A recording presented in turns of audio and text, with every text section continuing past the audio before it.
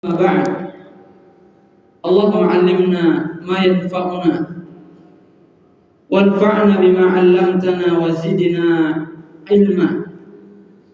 اللهم ارزقنا الإخلاص في القول والعمل وفي السر والعلن. معاشر المسلمين والmuslimat rahimani Allah wa iyyakum jami'an. Alhamdulillah, kita bersyukur kepada Allah Subhanahu wa taala yang masih memberikan kepada kita karunia, nikmat dan taufiknya, sehingga pada pagi hari ini kita masih bisa melakukan ketaatan-ketaatan kepada Allah Subhanahu wa taala. Setelah Allah Subhanahu wa taala mudahkan kita untuk menjalankan salah satu perintah Allah, yaitu mengerjakan salat subuh.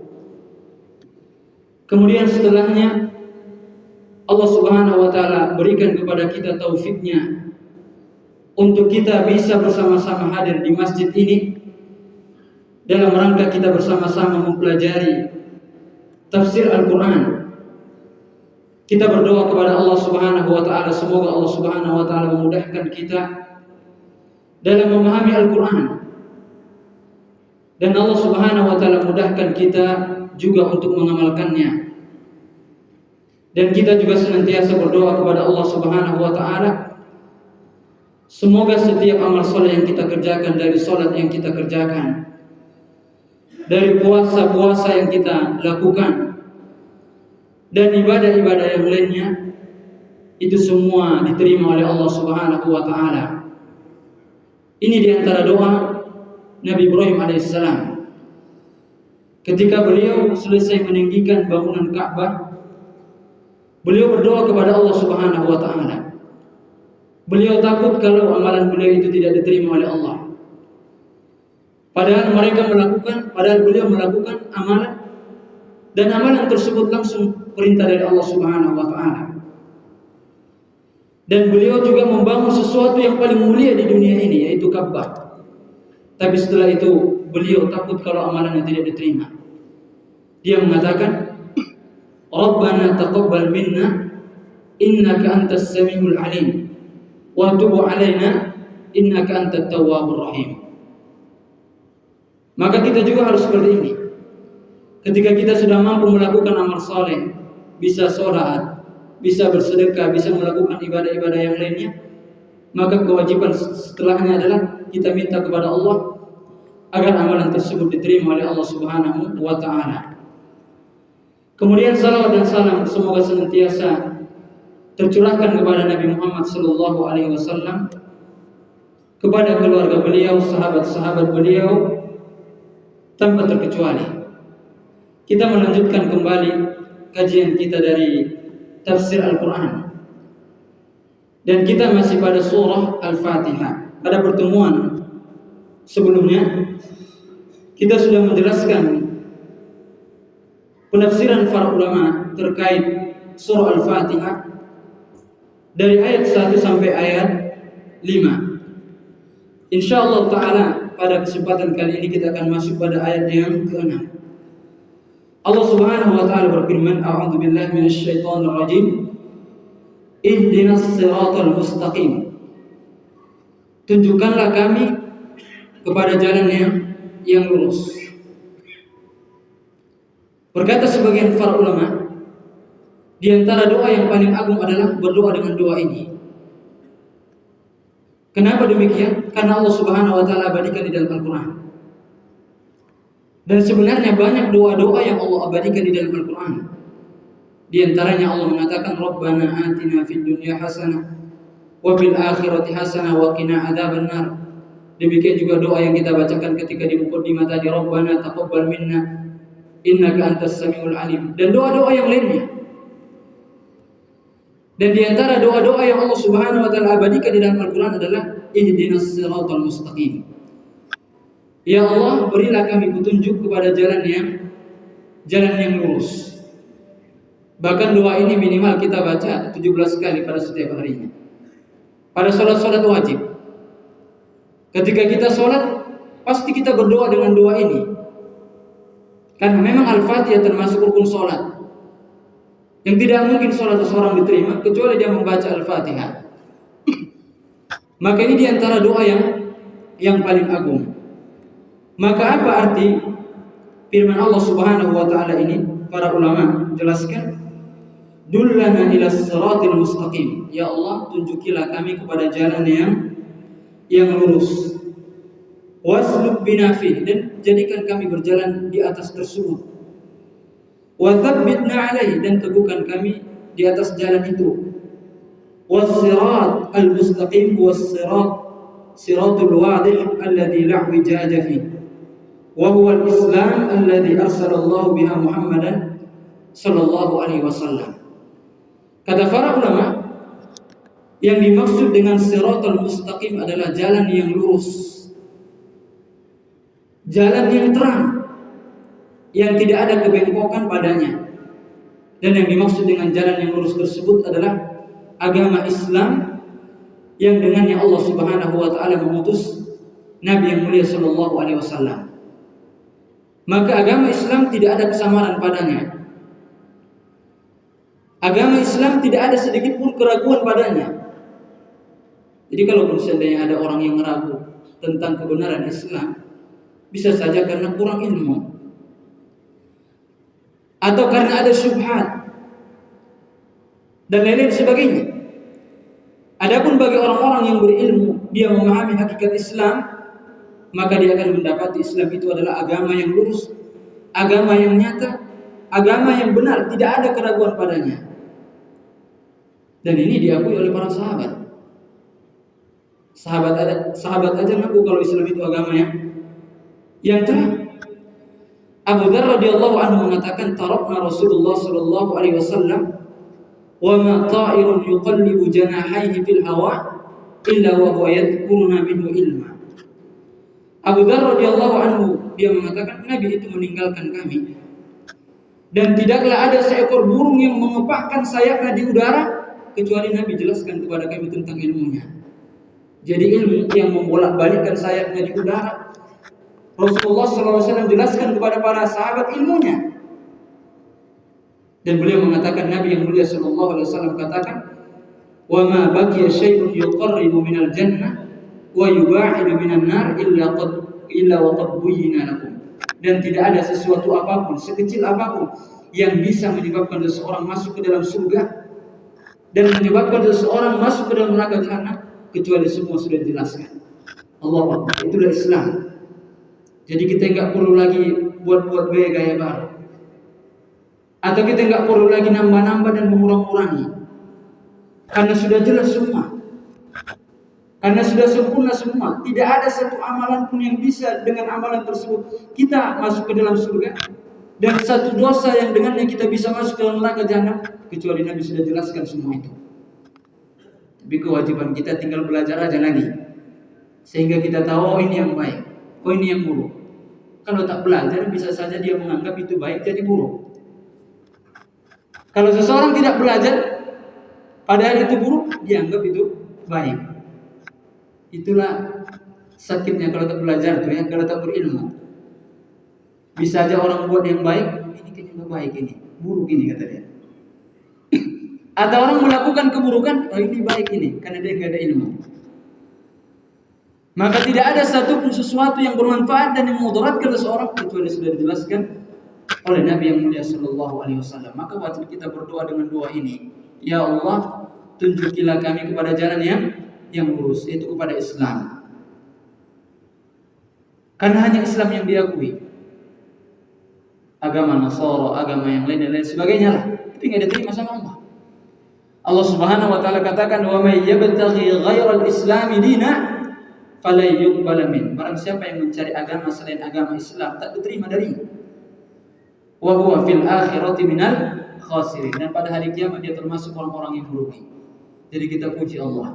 Kita dari sejak kecil para jamaah sudah berada pada agama Islam. Kita jauh dari Nabi. Kita jauh dari Nabi. Bahkan tinggalnya pun kita di Batam. Tapi Allah Subhanahu wa taala tunjukkan kita sejak kecil berada di atas agama Islam. Begitu banyak manusia yang meninggal pada setiap harinya. Sebagian mereka meninggal di atas agama Majusi. Sebagian mereka meninggal di atas agama Nasara yang tidak beriman kepada Allah. Kemana semua mereka akan pergi? Semua mereka akan pergi ke dalam neraka Jahannam dan mereka kekal di dalamnya selama-lamanya. Allahu Akbar. Tapi kita jarang memuji ini. Pas dapat nikmat baru dipuji Allah. Memang kewajiban kita memuji Allah. Tapi sangat jarang di antara kita memuji Allah ketika Allah berikan kepada kita hidayah kepada Islam. Di Amerika sana banyak yang meninggal, di Jepang banyak yang meninggal, bahkan di Batam banyak yang meninggal setiap harinya. Sebagian mereka ada yang meninggal dalam keadaan beriman kepada Allah, alhamdulillah. Dan sebagian mereka beriman sedangkan mereka belum beriman kepada Allah. Yang mereka sembah adalah selain Allah. Tempatnya ada di neraka Jahannam.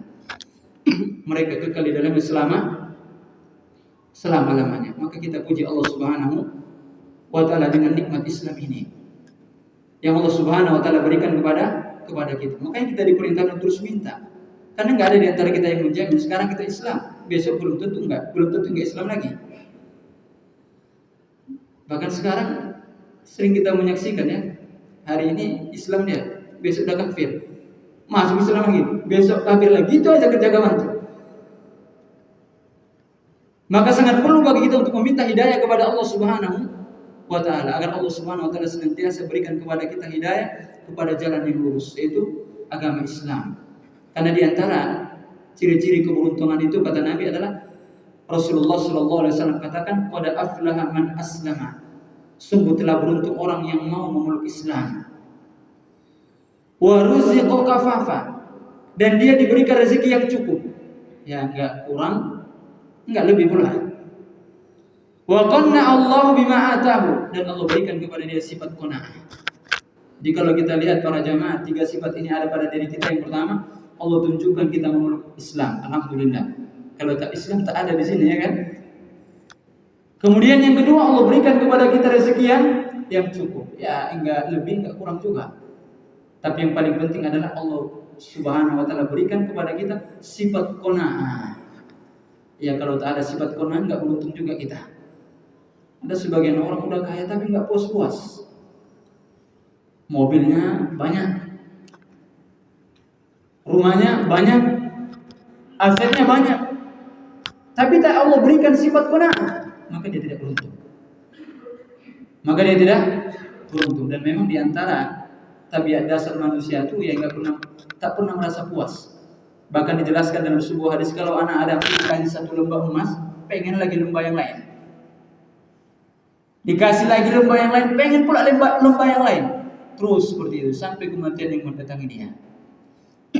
Enggak usah munafik kita. Inilah karakter dasar manusia. Dan Rasulullah SAW katakan, yakburu ibnu Adam wa yakburu ma'u itsnan. Anak Adam itu kalau semakin tua dia, ada 2 hal yang dia juga ingin semakin bertambah dia miliki. Yang pertama, dia ingin hartanya semakin banyak. Yang kedua, dia ingin umurnya lebih dipanjangkan lagi. Inilah kita. Inilah karakter dasar manusia yang dijelaskan oleh Nabi. Semakin tua, dia pengen hartanya semakin melimpah. Dan dia juga berharap semakin tua, semakin lama lagi hidup di dunia ini. Padahal usianya sudah 70 tahun, masih pengen lama juga di dunia ini. Udah dikasih 90 tahun, masih pengen lama juga hidup di dunia ini. Inilah karakter manusia, inilah tabiat dasar manusia. Tapi kita kembali kepada pembahasan. Maka inilah makna ihdinas siratal mustaqim. Tunjukilah kami kepada jalan yang lurus. Jadi jalan yang lurus yang dimaksud di sini adalah Islam. Allahu Akbar. Ini pertahanan ya. Jangan sampai kita berjumpa dengan Allah Subhanahu wa taala kecuali kita beragama Islam. Kecuali kita di atas keimanan. Karena kata para ulama, orang yang meninggal ketika masih ada keimanan di dalam dirinya pasti masuk ke dalam surga. Tapi caranya berbeda-beda. Seseorang yang beriman, yang ada keimanan di dalam dirinya pasti masuk ke dalam surga, tapi caranya berbeda-beda. Tingkatan yang paling tinggi adalah orang-orang yang mereka masuk surga tanpa hisab, tanpa adab. Allahu Akbar. Enggak dihisab, enggak diadab, langsung masuk surga. Kemudian tingkatan di bawahnya adalah mereka orang-orang yang dihisab dulu tanpa diadab masuk surga. Kemudian yang ketiga, dihisab, diadab, baru masuk surga. Ini kalau dia meninggal di atas keimanan. Kalau dia meninggal di atas keimanan. Tapi kan yang jadi masalah, siapa yang jamin kalau kita itu meninggal masih tetap di atas keimanan? Itu masalahnya.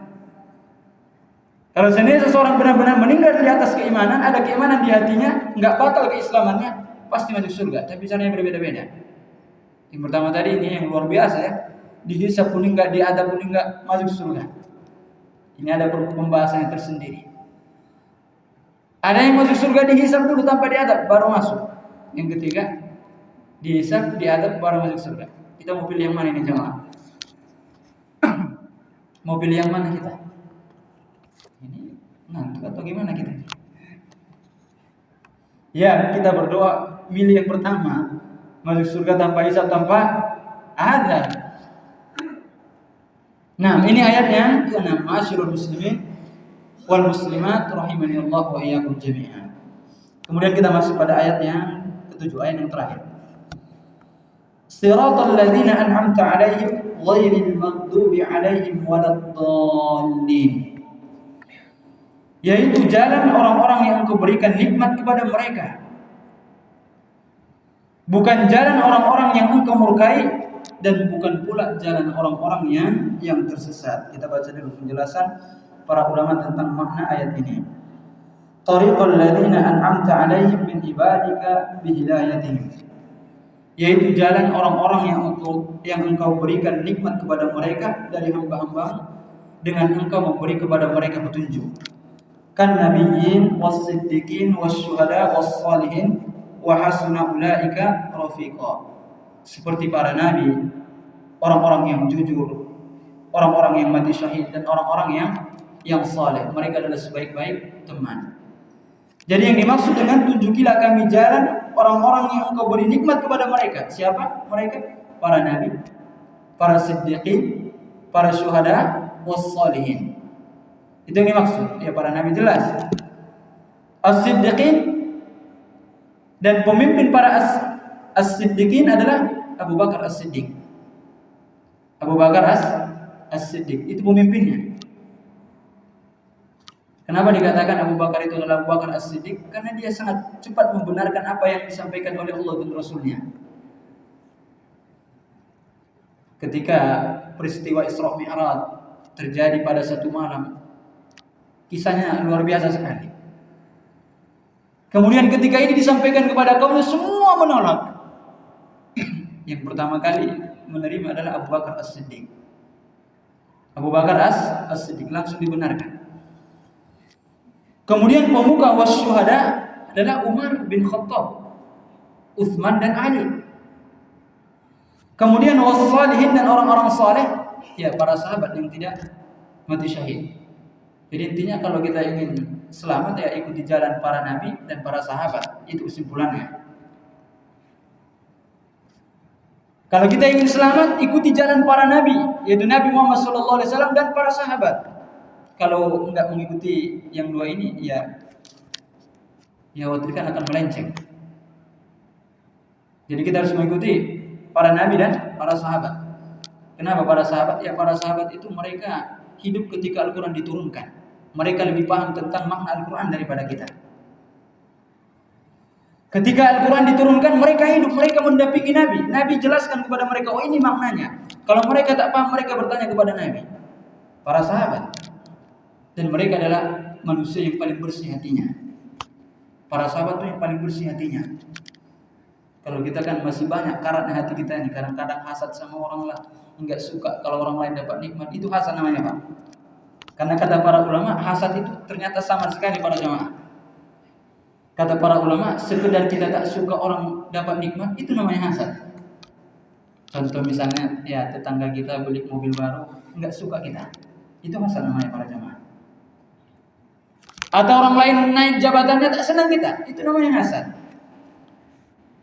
Dan kata Nabi yang mulia SAW, hasad itu bisa menghanguskan kebaikan sebagaimana api menyantap kayu bakar. Jadi dikhawatirkan kalau orang yang suka hasad, ibadah terus, hasad terus, amalannya dihapuskan, rusak amalannya. Dan memang ini diantara perkara yang sulit untuk kita hindari, penyakit hasad ini. Kenapa sulit? Karena dia memang samar. Dan biasanya kata para ulama hasad itu lebih rentan terjadi antara orang-orang yang mereka satu kedudukannya, satu profesinya. Tukang bakso ya sama tukang bakso, ustadz sama ustadz, pedagang sama pedagang. Biasanya, meskipun kadang-kadang ada juga yang hasad, ya tukang bakso hasad sama bengkel motor dan sebagainya. Tapi keseringan itu, ya bengkel motor hasadnya kepada bengkel motor yang lainnya. Tukang bakso hasad kepada tukang bakso yang lainnya. Ustadz hasad dengan ustadz yang lainnya. Keseringan gitu. Keseringan seperti itu. Jadi para sahabat itu adalah mereka orang yang paling bersih hatinya. Allahu Akbar. Ya, kalau kita seperti yang saya sampaikan tadi, masih banyak lagi karat hati kita nih. Di antaranya kita masih suka hasad sama orang ketika mereka mendapatkan nikmat. Jadi orang yang paling paham tentang agama ini setelah para nabi dan rasul adalah para sahabat. Itu tadi alasannya. Karena mereka mendampingi Nabi. Ketika wahyu itu turun, mereka mendampingi Nabi. Nabi jelaskan ini maknanya, ini caranya. Dan kalaupun para sahabat nggak tahu, para sahabat itu nggak mau diam kalau nggak tahu. Kalau tak paham sebuah permasalahan, mereka tak mau diam. Pasti mereka bertanya kepada Nabi. Jadi ini yang dimaksud dengan jalan orang-orang yang kau berikan kepada mereka nikmat. Yaitu para nabi, para siddiqin, para syuhada, dan orang-orang yang saleh. Dan mereka adalah sebaik-baik teman. Ghairu tariqil maghdubi alaihim alladziina 'araful haqqa wa lam yattabi'uhu kal yahudi. Bukan jalan orang-orang yang engkau murkai. Siapa orang-orang yang dimurkai dalam ayat ini? Orang-orang Yahudi. Kenapa? Karena orang-orang Yahudi ini mereka berilmu tapi tak mau mengamalkan ilmunya. Di antara ilmu yang dimiliki oleh orang Yahudi, mereka mengenal Allah. Bahkan mereka mengenal Nabi yang mulia sallallahu alaihi wasallam dengan pengenalan yang sangat benar, tapi mereka tak mau mengikuti Nabi. Jadi orang Yahudi ini, ya mereka punya ilmu, tapi tak mau beramal dengan ilmu. Bukan jalan orang-orang bukan jalan orang-orang yang tersesat anil haqqi, dari kebenaran, yang mereka tidak mendapatkan petunjuk untuk sampai kepadanya. Litafritihim fi talabil haqqi wal ibtida' ilahi kan nasara, karena mereka kurang dalam mencari kebenaran dan petunjuk seperti orang-orang Nasara. Jadi ada dua orang yang melenceng dalam masalah ilmu dan amal. Ya kan? Dalam masalah amal orang Yahudi melenceng. Kenapa demikian? Karena mereka berilmu, mereka tak amalkan. Dalam masalah ilmu orang-orang Nasara melenceng. Kenapa? Karena mereka beramal tanpa ilmu. Jadi dua-duanya salah nih para jamaah. Orang ilmunya banyak, hafal Quran, ya kan? Hafal hadis, tapi nggak ada ilmunya, salah juga. Ada orang yang semangat ibadah, tahajud, jalan terus, baca Quran yang masya Allah ibadahnya banyak, tapi ibadahnya enggak didasari dengan ilmu, salah juga. Jadi yang benar tadi kalau berilmu amalkan, kalau beribadah didasari dengan ilmu, itu yang paling selamat ya. Memang dalam ayat ini kata para ulama yang dimaksud adalah orang Yahudi, mereka berilmu tidak mengamalkannya. Tapi ini juga masuk kepada orang-orang yang berilmu dan dia tidak mengamalkannya, bukan hanya sebatas orang Yahudi saja. Dan orang-orang yang mereka tersesat, mereka semangat beribadah tapi tidak didasari dengan ilmu. Makanya di antara pertanyaan pada hari kiamat ketika kita berada di padang mahsyar itu, matahari itu didekatkan kepada kita dengan jarak 1 mil para jemaah. Gimana itu? Gak bisa kita bayangkan ya. Karena memang perkara akhirat itu tak bisa dibayangkan kecuali besok kita rasakan. Akan didekatkan matahari kepada kita dengan jarak 1 mil. Maka setiap kita akan mencucurkan air keringat dari tubuhnya. Ada yang sampai tumitnya, ada yang sampai lututnya, ada yang sampai pinggangnya, ada yang sampai pundaknya, ada yang tenggelam dengan keringat. Itu sesuai amalannya di dunia. Allahu Akbar. Dan tidak ada seorang pun di antara kita yang bisa menginjakkan kakinya sampai dia ditanya tentang 4 pertanyaan. Dalam riwayat yang lain dikatakan 5 pertanyaan. Di antaranya adalah an ilmihi fima fa'al, tentang ilmunya apakah sudah diamalkan. Allahu Akbar. Kita mengaji ya kan, setiap satu atau pengajian-pengajian yang lain, pada hari kiamat kita ditanya itu, apakah kita sudah mengamalkan atau belum? Ditanya semuanya.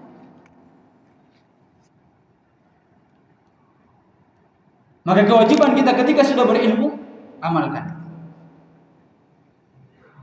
Demikian juga orang yang tersesat adalah orang-orang yang beramal tapi tanpa dasar ilmu, hanya semangat ibadah aja, tapi ibadahnya itu nggak didasari dengan ilmu, nggak diterima. Kalau ada orang beramal tanpa ilmu, tidak diterima amalannya. Ya kan, makanya Umar bin Abdul Aziz mengatakan, man abadallah bi ghairi ilmin kana ma yufsidu aktsar mimma yuslih. Kalau ada orang beribadah kepada Allah tanpa dasar ilmu, maka kerusakannya lebih banyak dibandingkan dengan kebaikannya. Jadi kalau ada orang ibadah, apapun ibadahnya, zikir, baca Quran, apalagi ibadah yang lainnya, kalau dia beribadah tidak di atas dasar ilmu, kerusakannya lebih banyak daripada kebaikannya. Karena agama Islam ini nggak bisa suka-suka kita. Kayaknya ini pas, kayaknya ini nggak bisa. Nggak bisa dengan akal-akal kita. Itulah Islam. Dia harus berdasarkan dalil. Bukan berarti akal kita tak dipakai, tapi akal kita harus terhadap Al-Quran dan hadis. Itu yang benar. Karena kan ada sebagian orang akalnya lebih tinggi daripada Al-Quran dan hadis. Ini yang keliru ini. Kalau dia merasa lebih tinggi daripada Al-Quran dan hadis, sudah hebat kan? Dia itu. Seharusnya akal kita tunduk kepada Al-Quran dan hadis. Ya, kalau seandainya agama kita ini dengan akal-akalan, payah, tersesat nanti. Makanya Ali bin Abi Thalib mengatakan, kalau seandainya agama itu dengan akal-akalan, tentunya ketika mengusap khuf, yang diusap adalah bagian bawahnya, bukan bagian atasnya. Karena dalam pelajaran begitu ada namanya mengusap khuf. Mengusap khuf, sepatu atau yang semisalnya yang menutupi anggota wudu. Diusap dengan khuf bagian atasnya. Itu dijelaskan oleh Nabi. Kalau seandainya agama ini dengan akal-akalan, seharusnya yang kotor kan di bawah. Ini sepatu yang menginjak ke tanah kan yang di bawah gitu. Seharusnya yang di bawah yang diusap dong. Tapi kenapa yang bagian atasnya seperti ini? Itu menunjukkan agama ini tidak dengan akal-akalan, dengan dalil.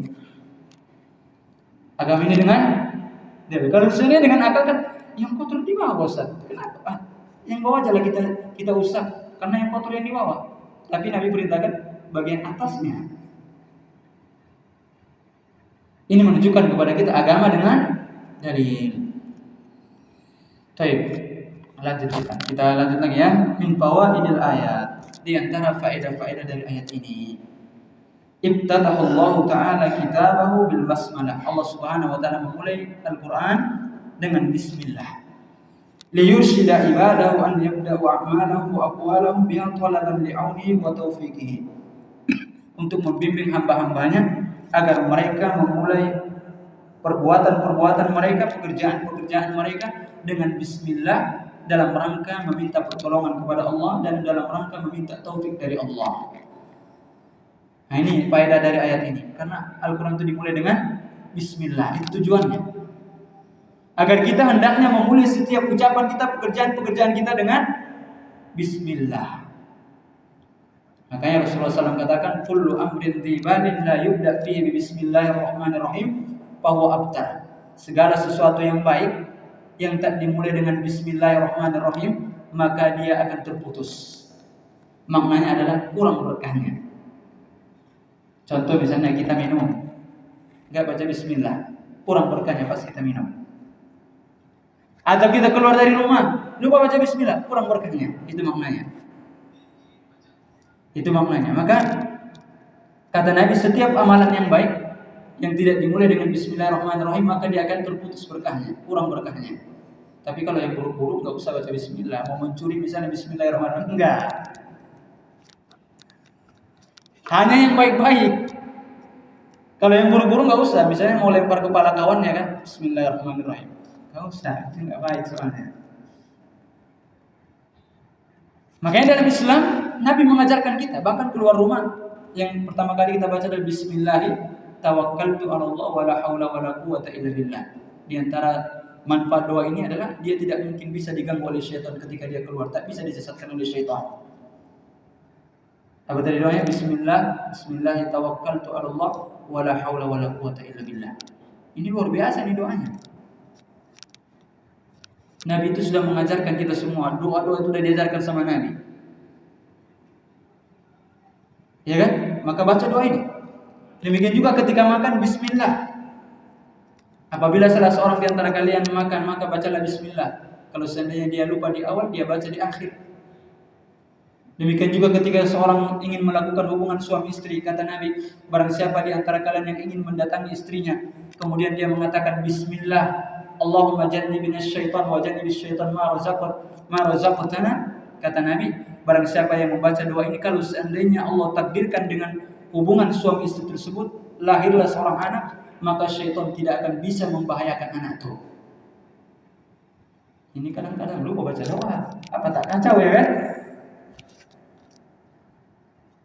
Pada tadi Nabi yang mulia SAW katakan, barang siapa yang mendatangi istrinya, dia baca doa nih. Udah hafal nggak para jamaah doa nih? Ini harus hafal ya. Kalau udah ada pasangan harus hafal doa ini. Jangan gas-gas saja baca doa. Karena manfaat dari doa ini tadi, barang siapa yang baca doa ini, kalau seandainya ditakdirkan dengan hubungan tersebut lahir seorang anak, syaitan tidak bisa membahayakannya. Ya minimalnya kalau tak hafal doa panjangnya, paling tidaknya bismillah jalan. Tapi memang seharusnya kita harus sudah hafal ini. Ini diantara hak kita terhadap anak kita ya kan? Terhadap anak yang akan dilahirkan oleh istri kita, ini diantara hak mereka. Ketika ingin berhubungan suami istri, baca doa ini.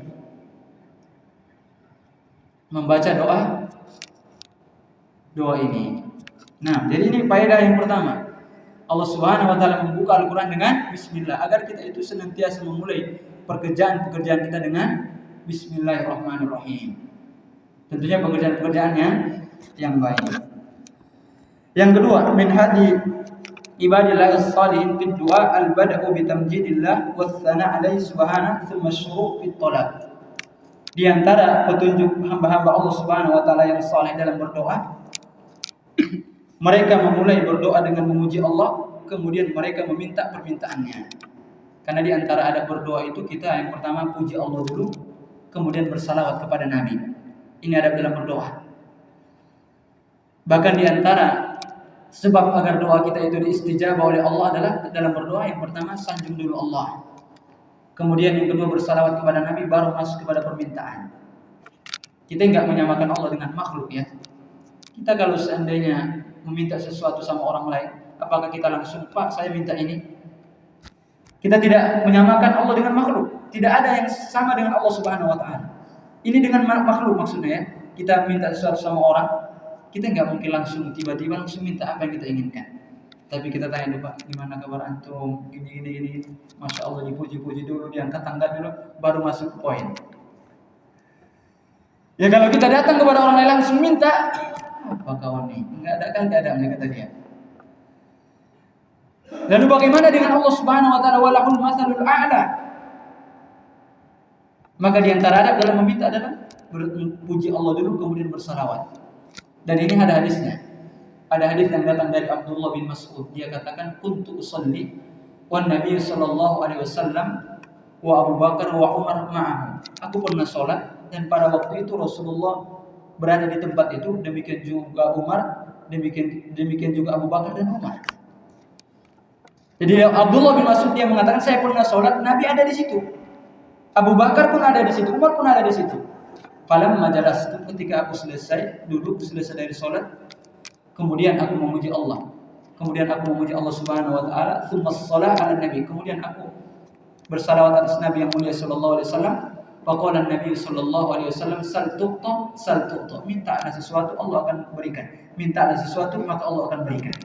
Allahu Akbar. Jadi di antara sebab agar doa kita diistijabah oleh Allah, ketika meminta itu puji dulu Allah. Kemudian bersalawat. Kayak dalilnya.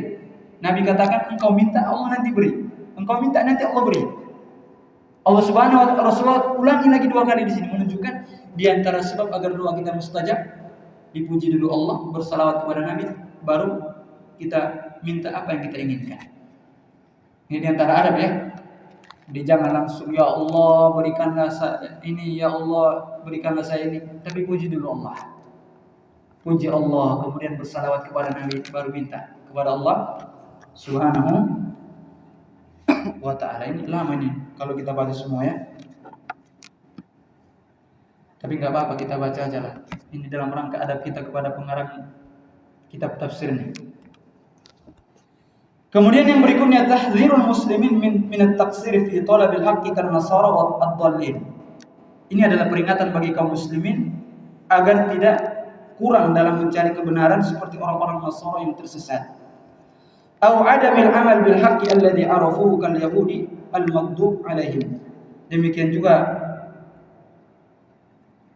tidak adanya amal, mengamalkan kebenaran padahal mengetahuinya seperti orang-orang Yahudi yang mereka dimurkai. Jadi kita diperingatkan jangan seperti orang-orang Yahudi yang mereka berilmu tapi tak mengamalkan. Dan jangan pula seperti orang Nasara, mereka kencang amalannya, semangat amalannya, tapi tidak didasari dengan ilmu. Kemudian berikutnya dallat as-surah ala anna kamal al-iman yakunu bi ikhlasil ibadah lillah ta'ala wa talabil aun minhu wahdahu duna siwa. Ayat surah ini juga menjelaskan kepada kita bahwasanya kesempurnaan iman itu dengan keikhlasan ibadah kepada Allah dan meminta pertolongan hanya kepada Allah Subhanahu wa taala. Jadi di antara tanda sempurnanya iman seseorang itu dia ikhlas dalam beribadah.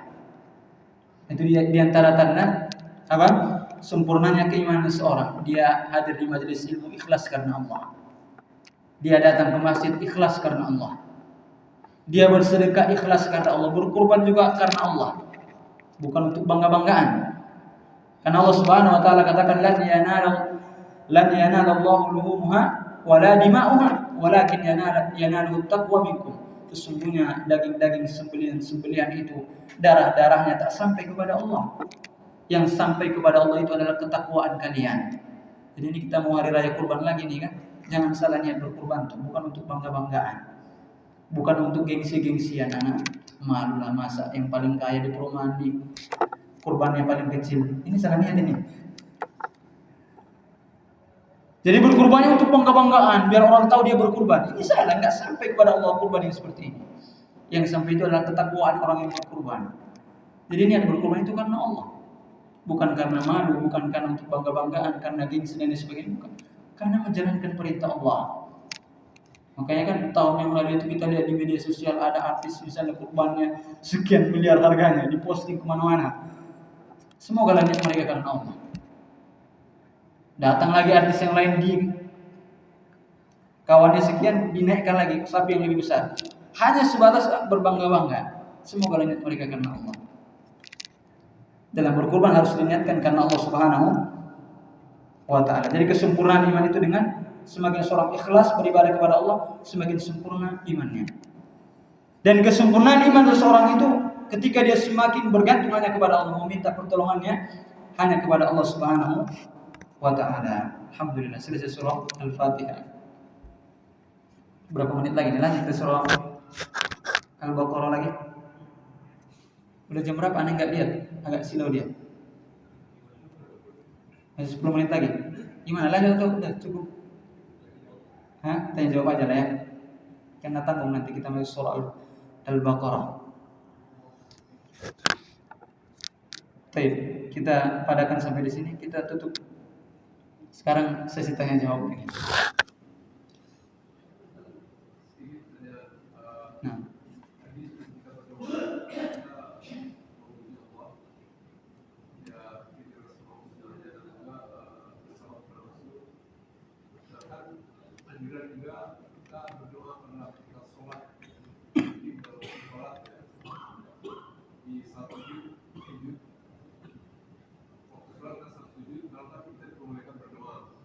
Apakah saat itu juga berlaku syarat tersebut atau mungkin setelah pada sholat tersebut sebenarnya kan untuk ujian? Apakah khusus pada saat sujud itu kita memuji Allah, berselawat, terus berdoa? Baik. Nah, pertanyaan sangat bagus. Rasulullah SAW katakan jarak seorang hamba dengan Rabbnya itu yang paling dekat adalah ketika dia sujud. Maka kata Nabi, banyak-banyak kalian berdoa ketika sujud. Allahu Akbar. Jadi jarak kita dengan Allah yang paling dekat itu adalah ketika kita pas sujud tuh, karena kita menghinakan diri kita kepada Allah. Makanya kita nggak boleh sujud sama makhluk. Karena ketika sujud itu kita benar-benar menghinakan diri di hadapan Allah, kita itu butuh kepada Allah. Maka jarak antara kita dengan Allah yang paling dekat itu ketika kita sujud. Kata Nabi, banyak-banyak kalian meminta kepada Allah. Banyak-banyak kalian meminta kepada Allah. Tapi ini kita lihat ya, kalau seandainya kita jadi imam, jangan pula lama kali doanya, orang terganggu jangan di belakang. Ini sebelum masuk ke jawaban pertanyaan antum Pak. Kita lihat juga mengamalkan sunnah ini, mungkin dia imam Kan ada dalilnya. Kita disunahkan banyak-banyak doa. Pas dia imam lama kali, jangan dia bilang kacau imam lama kali bangkit. Memberatkan orang lain. Maka kadang-kadang ada sebuah sunnah itu kadang-kadang nggak bisa kita amalkan ketika bersama-sama. Di antara ini tadi kalau kita jadi imam nggak mungkin lah panjang kali kita doanya baru bangkit. Kawan di belakang udah sakit kepalanya. Intinya di antara sunnah kita banyak-banyak berdoa ketika sujud. Tadi pertanyaannya apakah perlu di antara ada berdoa secara umum? Ya, kita mulai dengan memuji Allah, kemudian bersalawat kepada Nabi. Ini secara umum, baik doanya ketika sujud ataupun di tempat lainnya. Ini secara umum. Secara umum di antara adab berdoa kita memuji Allah dulu, kemudian bersalawat kepada Nabi, baru kita masuk kepada permintaan. Nah, umum. Baik dalam sholat ataupun di luar sholat. Tapi tadi itu ya, meskipun memang ini di antara sunnah, ketika sujud kita diperbolehkan banyak-banyak berdoa, tapi harus diperhatikan. Kalau kita jadi imam, janganlah ini kali nanti makmum di belakang terganggu. Makanya siapa sahabat yang pernah ditegur Nabi itu?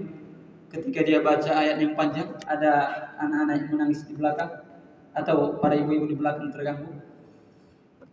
Karena lupa nama sahabat. Intinya ketika sahabat ini jadi imam, dia memperpanjang ayat. Maka setelah itu Nabi SAW sangat marah sekali. Dijelaskan, tidakkah engkau mengetahui ada ibu-ibu yang mereka was-was dengan anaknya mungkin yang ingin menyusui dan sebagainya. Nah demikian juga ketika sunnah ini ya, intinya di antara sunnah kita boleh banyak-banyak berdoa ketika sujud, tapi lihat kondisi dan keadaannya. Ya kalau kita bersama orang banyak atau kita jadi imam, ya ini agak sulit kita amalkan sunnah yang satu ini, karena takut mengganggu orang jamaah yang lainnya. Nah jawabannya adalah baik berdoa ketika sujud ataupun di luar sujud, di antara adab kita adalah ketika meminta memulai dengan memuji Allah, kemudian bersalawat kepada Nabi yang mulia sallallahu alaihi wasallam. Tapi hukumnya bukan wajib. Kalau kita seperti itu lagi kita berdosa enggak. Tapi di antara syarat agar doa kita mustajab. Nah, Allah taala alam. Ada pertanyaan lain para jemaah? Nah, tafadhal Pak. Sholat ketika tidak membaca Al-Fatihah maka tidak sah. Ada beberapa pendapat yang pernah saya dengar itu ketika kita sholat berjamaah itu kita sebaiknya bagaimana? Baik, bisa datang. Yang pertama, sebelum Anda jawab ya, ini masalah fikih. Anda senantiasa tanamkan kepada kita semua ketika masalah fikih, jangan berantem gara-gara masalah fikih. Ini pertama ini. Karena sebagian kalau nggak sesuai dengan nilai ini kan dia bilang orang sesat.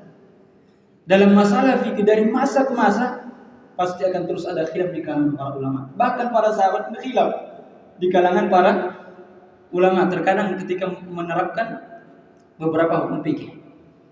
Di dalam masalah hukum fikih kita harus berlapang dada. Selama dia beramal sesuai dengan ilmu yang dia pelajari, keyakinan dia, tafadhal. Ini harus digarisbawahi semua Anda jawab. Baik. Berkaitan tentang membaca Al-Fatihah kalau kita jadi makmum, ada khilaf di kalangan para ulama. Ya kalau kita jadi imam, kalau kita sholat sendiri ya wajib baca Al-Fatihah.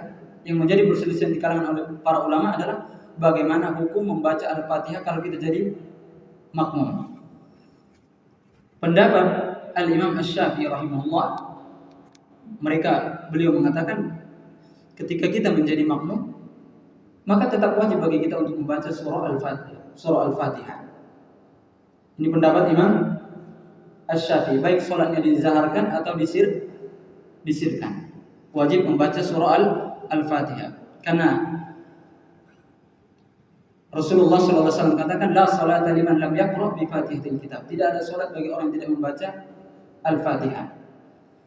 Kemudian ada juga ulama yang lain yang mengatakan tidak wajib, karena mereka berdalil dengan bahwasanya bacaan imam sudah bacaan untuk makmum. Ada sebuah hadis yang menjelaskan seperti itu. Bacaan imam sudah menjadi bacaan makmum. Ada juga ulama yang lainnya, ini pendapat Imam Ahmad bin Hanbal rahimahullah. Beliau merinci. Kalau sholat yang dikeraskan seperti sholat subuh, isya, maghrib, apa lagi satu lagi? Subuh, isya, maghrib. 3 ini ya yang dikeraskan bacaannya. Maka Imam Ahmad bin Hanbal mengatakan kalau sholatnya yang dikeraskan cukup kita mendengar bacaan imam. Dalilnya adalah firman Allah Subhanahu wa taala, "Wa idza quri'al Qur'an", apabila dibacakan kepada kalian Al-Qur'an, dengarlah, simaklah, semoga kalian dirahmati. Jadi mereka kalau dibacakan Al-Qur'an, dengar aja, simak. Tapi kalau seandainya sholat yang dipelankan seperti sholat zuhur, asar, kata beliau tetap baca makmumnya. Bisa nggak kita bawain kira-kira ya? Ini khilaf ini, masalah begini berat kita. Jangan pula tumbuh-tumbuhan gara-gara ini kan? Atau berantem gara-gara masalah fikih. Tumbuh-tumbuhan itu bahasa orang Medan. Lucu, itu menunjukkan kedangkalan ilmu seseorang kalau dia berantem masalah fikih. Itu menunjukkan kedangkalan ilmu seseorang kalau masalah fikih berantem. Allah alam, kalau Anda pribadi lebih cenderung pada pendapat yang terakhir ini. Jadi kalau seandainya sholatnya yang dikeraskan, maka kita dengarkan imam. Karena bacaan imam adalah untuk makmum juga. Dan firman Allah Subhanahu wa taala tadi, apabila dibacakan kepada kalian Al-Qur'an, maka simaklah, semoga Allah Subhanahu wa taala merahmati kalian. Ya kalau seandainya ada jamaah yang mengambil pendapat yang lainnya, enggak jadi masalah. Kita berlapang dada dalam masalah ini selama yang kita yakini berdasarkan ilmu yang kita pelajari berdasarkan itu, tidak jadi masalah. Seperti itu ya. Tapi kalau tadi ada 3 pendapat ya. Pendapat itu mungkin kita berpikir ketika disorotkan kita mendengar ya. Ya, ketika dikeraskan bacaan. Ada sebagian imam itu ketika dia takbir di pertama diberi jeda waktu. Nah, sebagian kita bisa membaca doa iftitah itu. Ada doa iftitah dan panjang dan pendek. Nah, itu terkait doa iftitah. Nah, ketika setelah membaca Al-Fatihah ada amin, terus ada lagi jeda waktu. Nah, saat kapan kalau kita mau pakai pendapat yang pertama? Benar sekali. Ya. Apakah waktunya sekaligus pada saat pertama kita sempat membaca doa iftitah sama Al-Fatihah itu pada saat awal atau akhirnya? Nah, pertanyaan yang bagus. Jadi kalau kita mengambil pendapat Imam Syafi'i tadi, baca ya kan? Kapan bacanya kan gitu? Bacanya yang pertama bisa dengan mengikuti bacaan imam bersama-sama ketika dia diikuti bersama. Ini cara yang pertama. Atau yang kedua, sebelum imam memulai bacaan, ketika ada jedanya itu disitulah kita baca. Dan ini pun terjadi khilaf juga di kalangan para ulama mana yang lebih tepat. Makanya masalah begini, Allah memang masalah yang sangat luas sekali. Luas sekali. Enggak ada tepinya kalau belajar fikih. Luas. Tapi kayaknya lebih nyamannya memang kita baca sama imam. Karena takutnya pas kalau kita baca sebelumnya, imam baca, kita pun baca. Entah yang mana yang disimak jadinya. Meskipun di sini longgar. Caranya tadi ketika jeda juga boleh, atau mengikuti bacaan imam bersama juga boleh. Bagi yang mengambil pendapat ini. Nah, Allah Ta'ala alam. Jadi seperti itu kira-kira ya. Tentang bacaan Al-Fatihah di belakang imam. Di sini terjadi khilaf di kalangan para ulama. Tafadhol kita mau mengambil pendapat yang mana, selama pendapat tersebut kita ambil berdasarkan ilmu yang kita pahami. Nah, jangan berantem gara-gara ini ya. Toyib. Masalah begitu luas. Makanya ada mazhab Abu Hanifah, mazhab Imam Malik, mazhab Imam Syafi'i, mazhab Imam Ahmad. Karena begitu luasnya permasalahan fikih itu. Dan pada pertemuan-pertemuan sebelumnya kita sudah jelaskan ya, kalau kita hanya sebatas mengambil pendapat satu ulama, banyak syariat Islam yang hilang dari kita. Kalau seandainya kita hanya mengambil pendapat satu ulama, banyak syariat Islam yang akan hilang dari kita. Ya sebagai contoh aja ya, kalau Imam Syafi'i itu enggak membolehkan zakat fitrah itu dengan uang. Itu sebagai contoh. Tapi ternyata kita yang mengaku mayoritas pengikut mazhab Syafi'i, pas masalah itu kita ambil mazhab yang lainnya. Itu sebagai contoh saja. Menunjukkan kepada kita apa, kalau seandainya kita hanya mengikuti satu mazhab, banyak syariat Islam yang hilang dari kita. Maka yang wajib kita ikuti adalah Al-Quran dan hadis sesuai dengan pemahaman para sahabat. Ya kalau seandainya imam ini dia berdalil berdasarkan Quran hadis, tafadhol kita ambil. Dan ini juga nasihat para ulama terdahulu. Mereka tidak mewajibkan murid-muridnya harus pendapat saya diambil. Enggak pernah ada ulama mazhab mengatakan seperti itu. Idza shahhal hadis fa huwa madhhabi. Kalau sudah benar satu hadis itulah pendapat. Itu yang dikatakan oleh para ulama mazhab. Bukan dikatakan yang paling benar adalah pendapatku.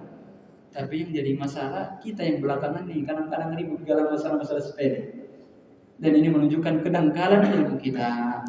Yang seharusnya enggak masalah, kita kok jadi masalah.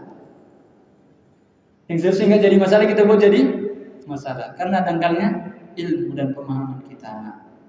Nah, ini jawabannya mungkin. Satu lagi tak? Masya Allah. Semangat yang bertanya, Masya Allah. Nah, kalau kita mengambil yang mazhab Imam Syafi'i, ketika imam membaca surat-surat, itu kita baca Al-Fatihah bagaimana tuh? Gimana tadi Pak? Ketika kita mengambil mazhab Syafi'i, ketika imam membaca surat, bukan surat Al-Fatihah ya, surat-surat yang lain, itu kita membaca Al-Fatihah bagaimana tuh? Baik. Makanya tadi ini permasalahannya luas, insya Allah. Permasalahannya sangat luas. Jadi kalau seandainya ada orang yang lebih condong kepada pendapat mazhab Syafi'i, tafadhol mencari masalah, insya Allah. Selama itu dia lakukan berdasarkan ilmu dan pemahaman yang dia pahami, di atas kebaikan insya Allah sama. Karena masing-masing mendatangkan dalil. Jadi dalam masalah-masalah yang seperti ini enggak sampai menyebabkan seseorang berdosa dan sebagainya ya. Dalam masalah yang seperti ini, karena perkara khilafiyah yang mu'tabar, yang diakui, yang sudah masyhur di kalangan oleh para ulama. Tapi kalau sudah khilafnya masalah akidah yang fatal, misalnya dia mengatakan enggak beriman sama Allah. Nah, ini baru fatal ini. Baru fatal. Ada pun masalah-masalah seperti ini insyaallah. Nah, Allah taala alam. Intinya tadi dengan syarat kita mengambil pendapat tersebut bukan karena fanatik ya. Bukan karena fanatik buta, tapi karena berdasarkan ilmu dan yang kita pahami, ini yang lebih pas bagi kita dan itulah yang kita pahami. Bukan hanya sebatas fanatik ya, karena imam ini aja lah yang ambil, bukan. Tapi berdasarkan ilmu dan pengetahuan. Nah, Allah taala ini mungkin bagaimana. Nah, betul. Mempelajari tafsir Al-Quran dalam artian kita memahami dan akan diharapkan kita bisa mengaplikasikan, mengamalkan dari nilai-nilai Al-Quran. Maka akan mendapat syafaat dari Al-Quran itu sendiri. Kita sering mendengar bahwa syafaat dari Al-Quran dan syafaat dari Rasulullah. Ketika kita membaca Allahumma shalli ala sayyidina Muhammad wa ala sayyidina Muhammad sesering mungkin, maka Rasulullah menjadikan Allah menjadikan mendapat pertolongan dari Allah. Jadi tolong dijelaskan dari dua istilah ini. Kemudian yang kedua, untuk mendapatkan syafaat dari Al-Quran, kita itu dianjurkan dari pernyataan ulama mengatakan sesering mungkin membaca Al-Quran. Yang pertama, yang kedua, mentadabbur Al-Quran, mempelajari. Kemudian yang ketiga, baru kita bisa mengaplikasikan nilai-nilai Al-Quran sendiri. Dalam perjalanan kita beribadah, ini kan punya pengamalan sendiri karena keterbatasan kita. Tahapan-tahapan. Dan sebatas membaca Al-Quran, sering membaca Al-Quran. Dia belum sampai kepada mentadabbur Al-Quran. Kemudian ada yang sudah sampai mempelajari Al-Quran, tetapi belum sampai kepada pengamalan. Jadi tingkatan dalam ibadah itu sendiri barangkali punya keterbatasan. Kalau Ustaz dijelaskan. Makasih. Pertanyaan yang sangat Masya Allah, sangat bagus ya. Berkaitan tentang syafaat, harus kita pahami syafaat itu banyak pada hari kiamat, bermacam-macam. Ada yang namanya syafaatul uzma. Kalau syafaatul uzma ini adalah syafaat yang hanya mampu diberikan oleh Rasulullah SAW. Makanya pada hari kiamat itu kita datang kepada Nabi ini, semua nggak ada yang bisa memberikan syafaat. Semua mereka mengajukan dosa-dosa atau kesalahan yang pernah mereka lakukan di dunia. Nggak ada yang bisa memberikan syafaat. Semua mereka mengarahkan kepada Nabi Muhammad SAW.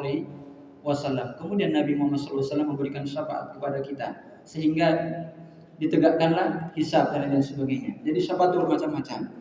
Ada syafaat yang datang dari Nabi yang mulia SAW. Ini pun macam-macamnya, Masya Allah, banyak lagi nanti penjabaran ini ilmu tauhid ya, pelajaran tauhid. Jadi ada syafaat dari Nabi yang mulia SAW. dan pembahasannya panjang, bukan sekarang. Intinya ada syafaat yang datang dari Nabi, hanya khusus diberikan oleh Nabi yang mulia sallallahu alaihi wasallam. Dan di antara juga perkara yang bisa memberikan syafaat kepada kita pada hari kiamat adalah amal soleh yang kita lakukan. Di antaranya adalah puasa dan baca Al-Quran. Ya kan? Al-Quran wa siyam yashfa'ani lil abdi yaumal qiyamah. Sesungguhnya puasa, bacaan Al-Quran akan memberikan syafaat bagi hamba pada hari kiamat. Maka Al-Quran mengatakan, sesungguhnya aku telah menghalangi dia dari tidur di malam hari karena membaca Al-Quran. Kemudian puasa mengatakan, aku telah menghalangi dia dari makan dan minum di siang hari. Maka izinkan kami untuk memberikan syafaat untuk dia. Allah memberikan izin kepada amalan ini. Jadi di antara amalan yang bisa memberikan syafaat pada hari kiamat adalah amalan baca Quran dan puasa. Jadi makna syafaat Al-Quran dan puasa maknanya adalah amalan ini akan meminta kepada Allah agar kita dimasukkan ke dalam surga, agar dosa kita diampuni oleh Allah. Ini makna syafaat Al-Quran atau syafaat puasa. Harus dipahami ya. Maka amalan puasa dan amalan baca Quran tersebut, mereka minta kepada Allah agar orang yang melakukannya di dunia dimasukkan ke dalam surga, diampuni dosa-dosanya. Diampuni dosa-dosanya. Dan berkait dengan pertanyaan antum tadi Pak, berkaitan tentang bahwasanya Al-Quran itu akan memberikan syafaat bagi orang yang membacanya. Rasulullah SAW katakan, Iqra'u Al-Quran fa innahu ya'ti yawmal qiyamah syafi'an li ashabi. Bacalah oleh kalian Al-Quran, karena Al-Quran itu akan datang memberikan syafaat bagi orang-orang yang membacanya. Kata para ulama, ada 3 syarat agar Al-Quran itu memberikan syafaat bagi kita pada hari kiamat. Yang pertama, sering-sering kita membacanya. Yang kedua, kita berusaha untuk mentadabburinya. Kemudian yang ketiga, kita berusaha untuk mengamalkannya. Maka ketika kita merealisasikan 3 hal ini, insya Allah Al-Quran tersebut akan memberikan syafaat bagi kita pada hari kiamat. Tapi kan pertanyaan beliau tadi, Masya Allah, kan kita dalam mengamalkan Al-Quran ini kadang-kadang bertahap-tahap. Kadang-kadang baru bacanya aja, belum lagi mentadabburinya. Dan kalau belum mentadabburi, gimana mau diamalkan? Ya kan? Itu gimana Ustaz? Tetap ketika seorang baca Al-Quran, dia tidak pernah merugi intinya. 1 huruf dapat 10 kebaikan. Hanya sebatas baca saja, tetap dia dapat pahala. Tapi beda nanti keutamaan apakah Al-Quran tersebut akan memberikan syafaat kepada dia. Maka ketika seorang berinteraksi dengan Al-Quran hanya sebatas baca, bayangkan para jamaah 1 huruf ganjarannya 10 kebaikan. Aku tidak mengatakan alif lam mim harfun. Aku tak katakan alif lam mim itu 1 huruf. Tapi Nabi katakan alif 1 huruf, lam 1 huruf, mim 1 huruf. Ini hanya sebatas membacanya. Allahu Akbar. Maka sungguh merugi orang-orang yang terhalang dari membaca Al-Quran. Berlalu hari tak ada baca Quran. Begitu merugi orang yang seperti ini. Al-Quran ini diantara penyebab agar berkah hidup kita. Agar berkah hidup kita. Semakin perhatian kita sama Al-Quran, diantaranya belajar tafsirnya, maka akan semakin berkah kehidupan kita. Dan kita praktekkan, maka kita akan mendapati sesuatu yang sangat ajaib dengan Al-Quran ini. Ketika seorang semakin perhatian terhadap Al-Quran, maka semakin berkah pula hidupnya. Jadi kalau hanya sebatas membaca saja, tidak merugi. Makanya kata para ulama, segala sesuatu yang berkaitan dengan Al-Quran itu mulia. Orang yang membacanya, orang yang mempelajarinya, orang yang berinfak untuk Al-Quran, untuk penghafal Al-Quran, semua itu amalan yang mulia. Tapi tadi syaratnya kalau ingin Al-Quran itu memberikan syafaat kepada kita, kita berusaha banyak-banyak mengamalkan, membacanya. Dan kita berusaha sedikit demi sedikit mentadabburi ini. Alhamdulillah sudah kita amalkan ini. Meskipun belum 30 juz. Sudah kita amalkan ini. Sekarang yang sudah kita paham artinya surah Al-Fatihah ini. Sekarang giliran kita amalkan surah Al-Fatihah ini. Kita amalkan. Kita sudah tahu tadi arti dari Bismillahirrahmanirrahim sampai waladhdallin. Kita sudah pelajari semua atau hikmah-hikmahnya, manfaatnya, faedah-faedahnya. Sudah paham kita artinya. Sekarang amalkan, kita amalkan. Kemudian yang ketiga tadi mengamalkannya. Nah, memang benar Al-Quran akan memberikan syafaat ketika kita banyak baca, kemudian kita berusaha mentadabburinya dan mengamalkannya. Intinya tidak akan merugi orang yang terus sibuk dengan Al-Quran. Meskipun hanya baru mampu baca aja daripada tak baca. Daripada tak baca, tetap 1 huruf diganjar 10 kebaikan. Nah, Allah Ta'ala alam. Udahlah ya, udah cukup. Nah, semoga bermanfaat apa yang kita kaji ini. Ini masih panjang sebenarnya kalau belajar tafsir Al-Quran ini. Tapi ya paling tidaknya nggak dapat semuanya, paling tidaknya jangan pula ditinggalkan semuanya. Jadi sabar, kita baca sedikit demi sedikit ya. Harus sabar memang. Paling 30 juz. Untuk sampai kapan selesainya? Intinya kita sudah turut andil dalam mempelajari Al-Quran, itu aja. Nggak usah kita pikirkan kapan ini selesainya, kapan. Jangan. Sekarang apa yang bisa kita perbuat? Ya kita perbuat untuk Al-Quran. Sekarang yang bisa kita buat adalah kita belajar tafsir Al-Quran beberapa kali dalam satu bulan. Alhamdulillah, maksimalkanlah itu. Itu ya, intinya butuh kesabaran. Butuh kesabaran ini tadi kita menjelaskan 2 ayat habis waktu. Baru 2 ayat.